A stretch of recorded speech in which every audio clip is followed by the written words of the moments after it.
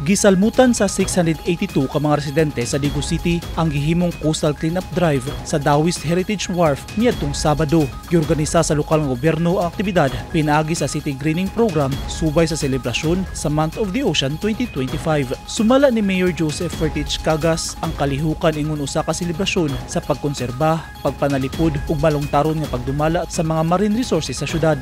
Gipahinungod usab niya ang pahimangno sa publiko kabahin sa ilang shared responsibility nga kinahanglang ipadayon ang mga butang nga nagasuporta kanila dili lang alang sa ilang kaugalingon apan alang usab sa umaabot nga henerasyon. Giawag sab ni Cagas sa mga partisipante nga mangolekta og basura baylo sa bugas. Usa ka kilo nga bugas alang sa matag kilo nga basura nga makolekta. Atol sa coastal cleanup, 150 ka sako sa klase-klaseng basura ang ilang nakolekta.